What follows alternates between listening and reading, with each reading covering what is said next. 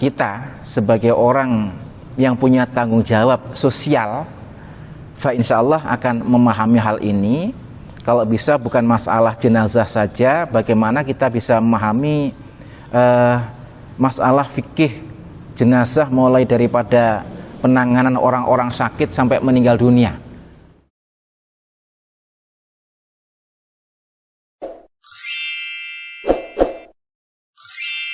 Assalamualaikum warahmatullahi wabarakatuh. Bapak Ibu yang saya hormati, pada kesempatan ini kita dipertemukan oleh Allah memfollow up program takmir, terutama yang di bagian sosial kemasyarakatan. Bentuk apa yang harus kita lakukan? Sementara ini kita akan memberikan pelayanan kepada masyarakat, jamaah pada khususnya dan masyarakat pada umumnya, yaitu memberikan pelayanan tentang perawatan jenazah. Jadi tatkala ada saudara kita wafat, handetolan kita wafat, ya, warga kita wafat, jamaah kita ini ada yang wafat, dari ketakmiran ini harapannya harus ada tim siaga, sehingga kita semuanya bisa melaksanakan itu dengan sebaik-baiknya sesuai dengan yang dituntunkan oleh agama kita. Oleh karena itu pada sore hari ini sebenarnya yang kita undang itu ada kurang lebih 30 orang. 30 orang itu yang menyatakan izin ada 3 orang. Kemudian karena kita sudah terlambat 10 menit, maka kita buka saja dengan apa adanya. Kemudian nanti akan dikasih wawasan oleh Pak Soeb. Kemudian setelah Pak Soeb nanti akan diteruskan oleh Pak Buang untuk bagaimana cara memotong kain kafan. Dan yang terakhir nanti akan kita bentuk siapa tim siaga dari Masjid Nurul Hidayah ini apabila warga kita ini ada yang meninggal dunia. Untuk mempersingkat waktu, marilah kita awali kegiatan ini dengan membaca basmalah. Bismillahirrahmanirrahim.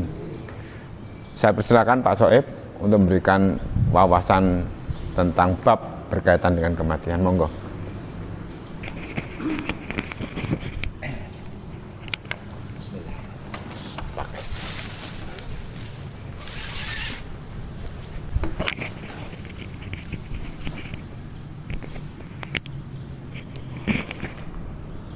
Assalamualaikum warahmatullahi wabarakatuh.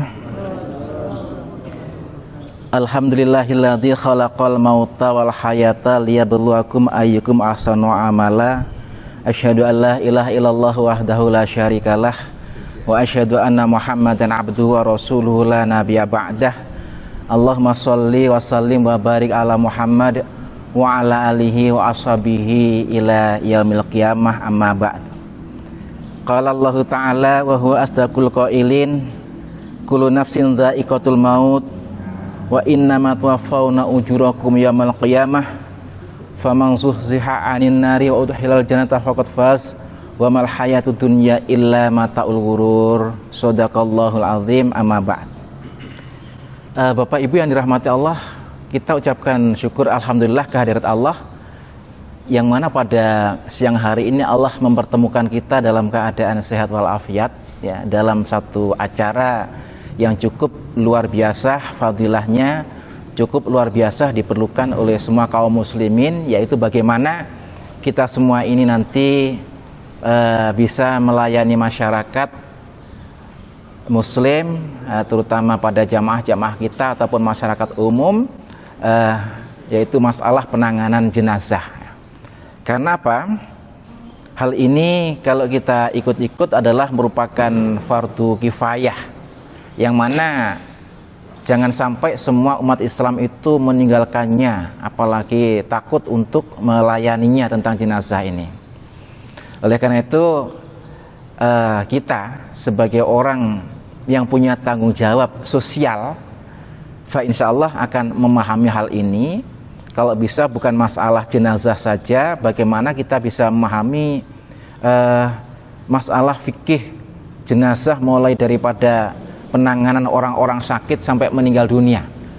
Kenapa? Nanti itu banyak orang yang bertanya, ya kayak kemarin kata Pak Dilah iki ono wong mati kok gak diuthaki anune wis dadi fitnah, gak diuthaki talin dadi fitnah maneh ya. Iki ono wong mati kok dadi fitnah maneh. Macam-macam. Jadi hal itulah yang harus kita pahami bersama-sama dikala kita itu mau menjadi satu tim yang didasarkan kepada sunnah-sunnah Rasulullah Sallallahu Alaihi Wasallam. Maka tidak ada salahnya kalau dalam kesempatan ini saya sampaikan beberapa hal ya, nggak ada salahnya insya Allah ya. Yang pertama adalah masalah pengurusan orang yang sedang sakit. Nah, ini orang yang sedang sakit keras. Ini harus begini, orang yang sakit payah yang hampir mengembuskan napas penghabisan hendaklah dihadapkan ke kiblat. Itu saja ya. Sudah gak usah saya bacalah hadisnya ya. Disunahkan untuk dihadapkan ke kiblat sekiranya mampu. Nah, kemudian orang yang sakit payah hendaklah diajar membaca kalimat tauhid, la ilaha illallah, lakinu mautakum bila ilaha illallah. Talkinilah, ajarilah orang yang sedang sakit di antara kamu dengan kalimat la ilaha illallah. Nah, untuk mengajari ini karena sakit itu dalam keadaan kadang-kadang respon, kadang-kadang tidak. Tapi insya Allah orang-orang yang beriman hatinya selalu respon itu ya.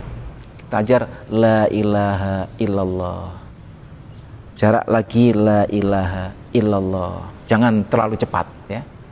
Jarak lagi la ilaha illallah. Atau kalau memang betul-betul nggak punya kesadaran, Allah di telinganya ya, Allah ya. Ini insya Allah kita sudah melaksanakan apa yang disampaikan oleh Rasulullah Sallallahu Alaihi Wasallam. Nah, ada juga orang lain yang mengatakan bahwa orang sakit disuruh baca surat Yasin, tapi menurut Ibnu Hajar Al-Asqalani bahwa hadis tentang bacaan surat Yasin itu adalah mauquf, nggak sampai kepada Rasulullah Sallallahu Alaihi Wasallam. Kalaulah kita ingin baca ya, misalnya nggak ada salahnya baca Quran kok ya, nggak ada salahnya.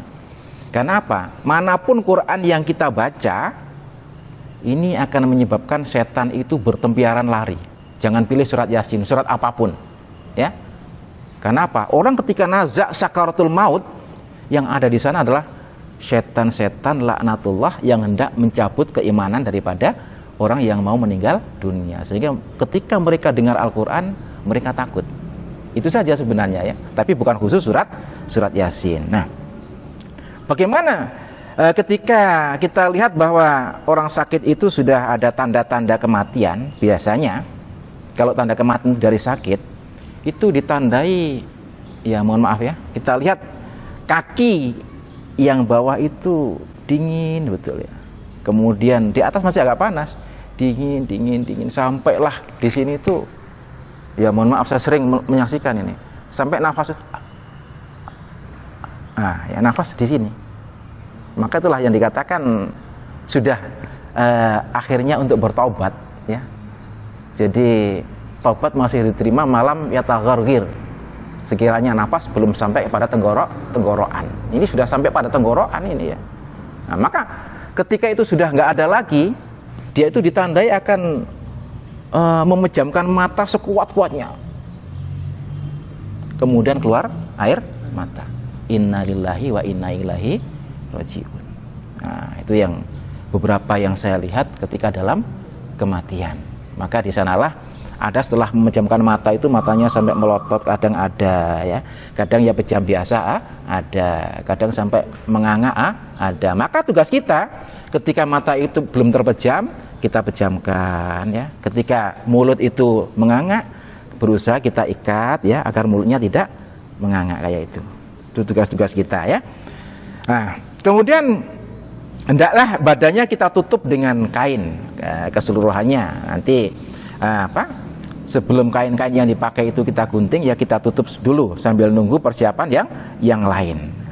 Apakah boleh sebagai seorang keluarga ataupun muhrimnya untuk mencium mayat? Boleh saja, asalkan tidak nangis sampai tergeruh-geruh karena histeris.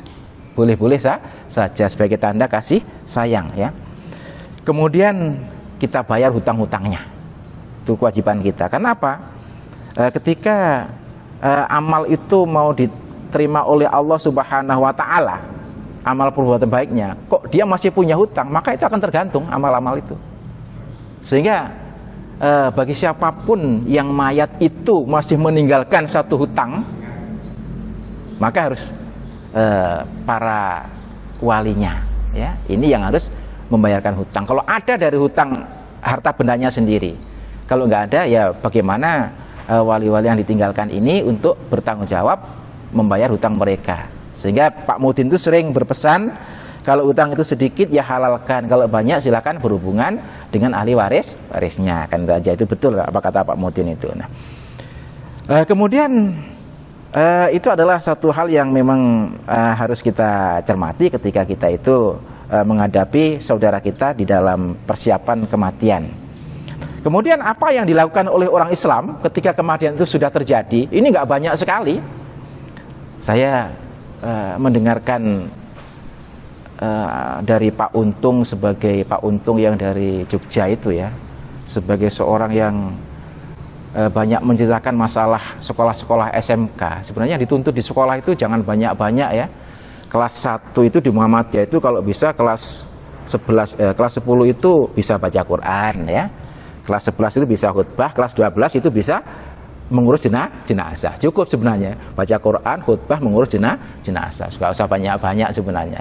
Itu kalau ngaji, kalau sholat sudah cukup itu. Maka disinilah pengurusan jenazah itu nggak banyak kayak yang kita bayangkan. Yang kita bayangkan kan ribet banget kan ya. Iki wong mati kudu mbeleh sapi, kudu mbeleh wedhus, naudzubillah. Ribet itu, terlalu ribet. Sebenarnya kematian itu kan cuma begini ya. Begitu meninggal dunia, bagaimana mensucikan ataupun memandikan, bagaimana mengkafani, bagaimana mensolati, bagaimana menguburkan. Beres, ya. Yang ribet itu manusianya, bukan tata cara yang disiapkan di dalam agama Islam, enggak. Ya. Yang ribet manusianya sendiri. Maka inilah nanti di dalam menguruskan jenazah, terutama adalah memandikan, kemudian mengkafani, mensolati dan menguburkan, itu yang akan kita praktekkan bersama-sama pada hari ini insya Allah. Maka begini, nanti untuk melaksanakan ini, karena ini satu tim, nanti pelaksanaannya biar cepat, ada beberapa hal yang harus saya sampaikan. Pertama, kita di masjid ini kalau bisa itu nanti ada kendaraan, insya Allah ya. Janji harus ada kendaraan. Tujuannya apa? Kita melihat tidak semua orang yang meninggal dunia rumahnya itu luas, ya. Kadang-kadang untuk memandikan susah. Alangkah gembiranya mereka ketika rumahnya sempit kayak itu, mayatnya kita ambil, kita mandikan di masjid sini, kita kembalikan sudah dalam keadaan suci. Nah, ini yang pertama, ya. Kedua kalinya harus ada tenaga yang siap untuk dipanggil kemana-mana. Sehingga nanti ini ada beberapa kelompok ya. Kalau bisa ingin cepat, ini kelompok yang memandikan, ini kelompok yang mengkafani, ini kelompok yang menyiapkan kubur. Ya. Itu harus ada nanti itu, karena ini satu tim ya. Biarpun tidak menutup kemungkinan bahwa masing-masing kelompok ini nanti bisa, saya memandikan ya bisa mengkafani, sudah biasa untuk menguburkan manusia di tanah itu sudah biasa. Itu harus ada. Ini untuk mempercepat kerja. Maka ini nanti harus ada beberapa orang. Yang pertama adalah ikut memandikan, Pak Dilah ya. Nah, nanti ada yang kelompok yang ikut mengkafani dulu. Nah, kalau yang masalah menguburkan, masalah apa nanti itu kemudian. Karena yang kita perlukan hari ini insya Allah memandikan dengan mengkafani dulu. Dan untuk mensolatkan nanti ya kalau ada waktu kita sampaikan lah ya, kita sampaikan. Bapak Ibu, itu sementara. Kemudian saya singgung masalah ziarah kubur ya, masalah ziarah kubur. Ini masalah ziarah kubur itu adalah, ya mohon maaf ya, sudah menjadi adat budaya. Bahkan itu dijadikan satu hal yang disebut dengan ziarah wisata ya, wisata rohani. Padahal menurut beberapa ahli hadis, menurut beberapa ahli fikih, bahwa orang safar bepergian hanya tujuan untuk ziarah kubur itu haram hukumnya, nggak boleh ya. Karena apa? Yang boleh kita itu berziarah untuk ibadah, didatangi hanya Masjidil Haram, Masjid Nabawi, dan juga Masjidil Aqsa. Kalau masjid saja dibatasi oleh Rasulullah, apalagi untuk ziarah kubur. Ini yang pertama. Kemudian ketika ziarah kubur, saya lihat tuh masih banyak orang, kalau salam sih ya assalamualaikum cukup, kalau salam cukup panjang ketika datang ke kubur yang diajarkan Rasulullah, assalamualaikum ya ahla diyari minal mu'minil mu'minat wal muslimin wal muslimat fa inna insyaallahu lahakikun ya.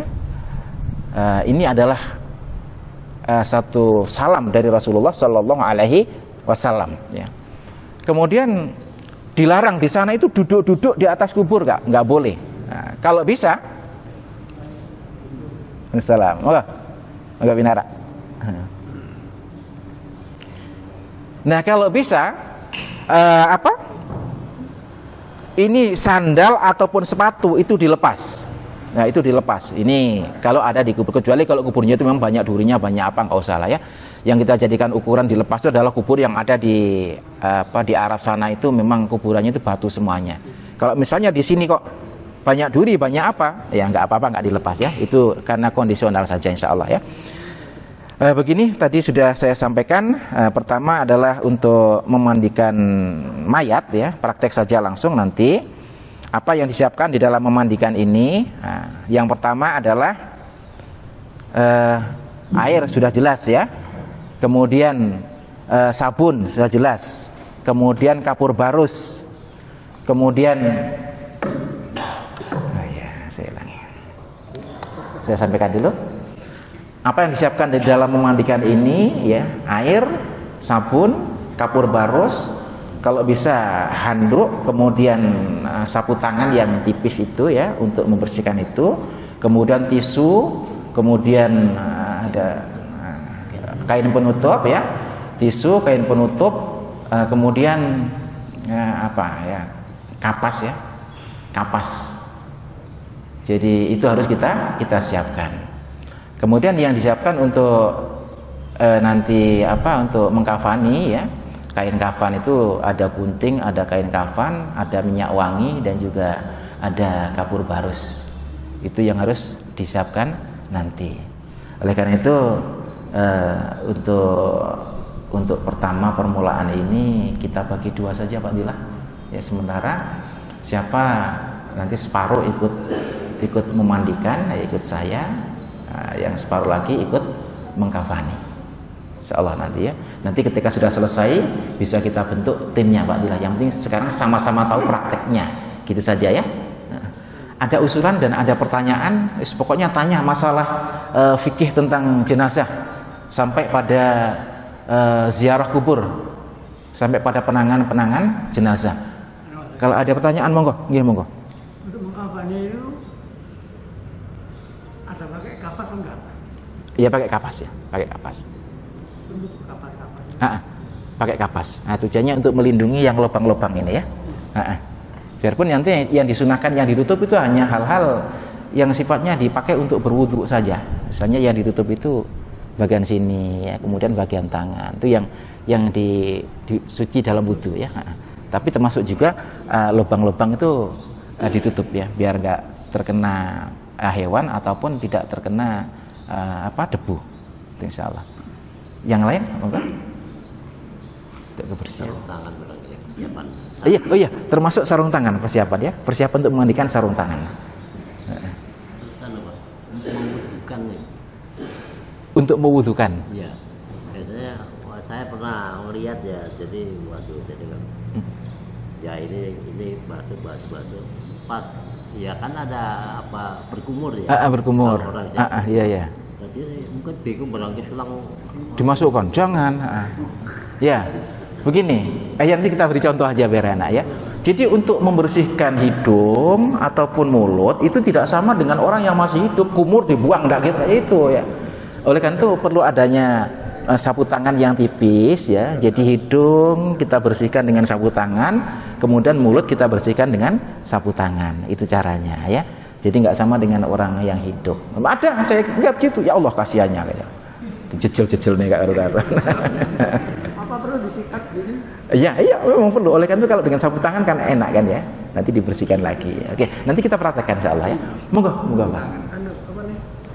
Kalau ada orang meninggal terus gigi palsu itu perlu Iya. dilepas apa? Iya. Kan saya pernah dengar itu harus dilepas. Ya, benar dilepas atau tidak? Iya, begini. Ini ada dua kemungkinan ya. Kalau dilepas itu bisa menyebabkan patahnya anggota tubuh dia, itu lebih bagus nggak dilepas, biarpun itu emas. Karena apa? Mematahkan tulang mayat sudah meninggal itu sama dengan mematahkan dia masih hidup rasanya. Sehingga tidak ada anjuran untuk dilepas sebenarnya ya. Nah, biarpun itu berupa emas. Oke. Kecuali kalau orang sudah menyaksikan dia pakai susuk bukan dilepas, kan cuma dikebyok aja dengan kelor kan biasanya ya. Nah, kalau susuk pakai dikebyok kelor. Tapi kalau masalah gigi palsu apa itu nggak usah dilepas. Termasuk kuku itu nggak usah dipotong, cuma dibersihkan. Ya, kuku nggak usah dipotong, gigi nggak usah dilepas, cuma dibersihkan. Makanya saya pernah dengar ada ustaz yang menerangkan gitu. Itu nanti akan kalau tidak dilepas itu akan dibakar dengan pakai Na'udzubillah. neraka. Enggak, justru ketika dilepas kok sampai menyakiti yang lain itu sama dengan menyakiti dia waktu masih hidup ini ya. Dan nggak ada anjuran untuk melepas. Ini monggo Pak. Untuk memandikan mayat itu apa kita langsung mandi besar atau kita wudhu dulu atau gimana? Ini untuk memandikan jenazah itu begini. Pertama-tama kita harus mensucikan, membersihkan anggota badannya dulu. Satu dari kotoran ya, baik yang ada di dalam perut maupun di luar. Kemudian dari sesuatu yang menempel yang memang itu harus selayaknya dibersihkan. Ini tahap yang pertama, sehingga harus bersih dulu semuanya. Oleh karena itu harus siapkan cotton bud untuk kuku dia ya. Kalau bisa ya dikeramasi dulu. Oke. Kalau semuanya sudah bersih, dibolak-balik semua sudah bersih, termasuk perutnya sudah nggak ada isinya, termasuk mohon maaf di kemaluannya sudah bersih semuanya, baru diwudukan. Nah, diwudukan sudah dalam keadaan bersih, kemudian baru dimandikan. Nah, ketika sudah bersih, mandikan disunahkan mengucur sebelah kanan dulu 3 kali kan. Nah, oke, kemudian sebelah kiri 3 kali sampai merata. Karena sudah bersih, jadi tinggal meratakan air saja. Itu akan lebih mudah. Jadi dibersihkan dulu, Enggak, dibersihkan dulu. Dibersihkan dulu. Itu yang lebih bagus. Tapi saya itu kadang melihat langsung diwudui gitu aja, nanti membersihkan campur. Tapi ini saya pikir yang lebih bagus memang dibersihkan dulu. Kayak kita mau berwudu kan kita bersihkan dulu. Itu lebih bagus insyaallah. Jadi pertama dibersihkan, kemudian kita wudukan, baru kita mandikan. Dimandikan sudah dalam keadaan bersih insyaallah. Itu kalau ada tambahan mandi dengan daun bidara. Oh iya betul. Silakan untuk ke jenazah. Iya. Begini. Setelah sudah mandi dibersihkan semuanya, baru yang terakhir disiram daun bidara ataupun kapur barus. Iya. Yang terakhir disiram. Yang terakhir disiram kayak itu. Boleh 3 kali, 5 kali, 7 kali, bahkan lebih kalau memang diperlukan ya. Terus jumlahnya daun berapa? Itu nggak ada ketentuan, nggak ada batasan ketentuan. Kalau nggak ada daun pun kan kita pakai wangi-wangian yang lain juga boleh. Daun pandan boleh, jeruk purut boleh ya. Silakan jeruk purut nggak masalah ya. Itu termasuk daripada bagian untuk membuang. Daun kelor juga nggak apa-apa ya. Kalau pakai itu kunyit juga. Nggak apa-apa. Ya nggak apa. Pokoknya sampai kuning kabeh saken. Ya, kita siasati. Itu semuanya adalah antibiotik ya, antibiotik yang bisa mencegah penyakit untuk keselamatan bagi orang yang memandikan ataupun untuk si mayat itu sendiri sebenarnya mengurangi bau ya sebenarnya itu yang dimaksudkan. Ibu-ibu barangkali ada yang bertanya ini, ya.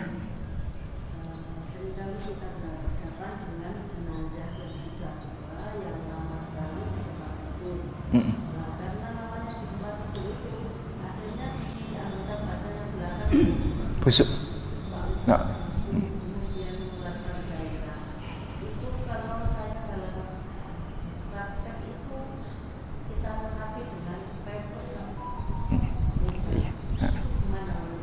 Iya, boleh saja ya.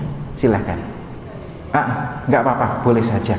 Itu untuk menyikapi agar nanah tidak keluar terus-menerus ya.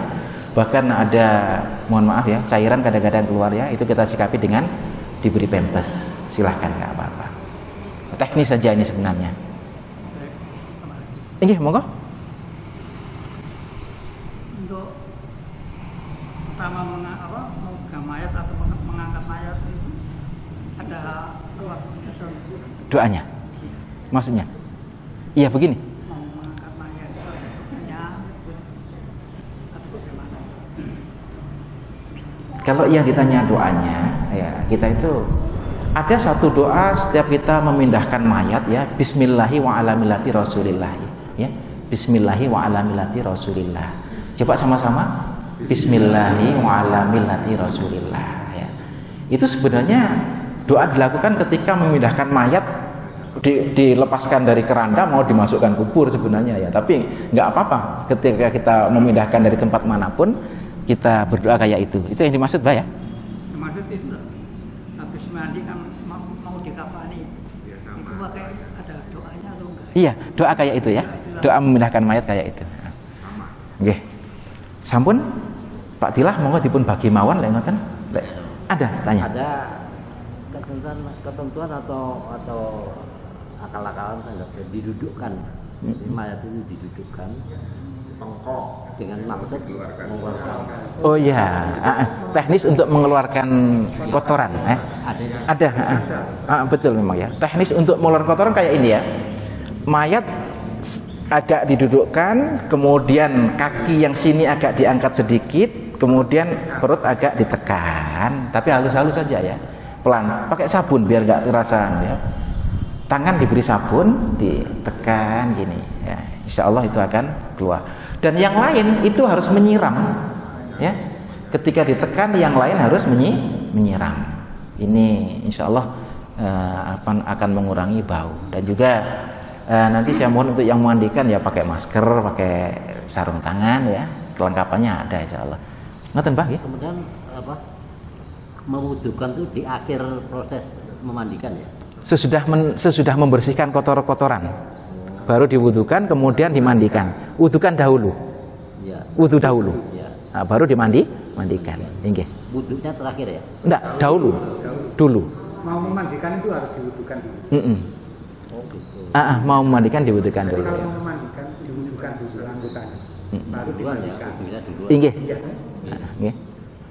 Bukan besar, berarti seperti mandi besar Pak ya? Ya, persis ya. Mandikan mayat itu seperti mandi besar. Persis, nggak ada bedanya. Apa kaki langsung wudhunya itu satu terakhir? Kenapa? Kalau kita mandi besar kan kaki dicuci terakhir. Ya. Yang dahulu adalah bagian kanan secara menyeluruh. Dan kalau kita istilahnya sama persis dengan mandi besar. Iya, kalau iya. kita kan wudhunya pakai buka dulu, tangan kemudian usap kepala, kemudian kan kita mandi besar. Kemudian setelah mandi besar selesai, kita baru terakhir cuci kaki. Apa seperti itu?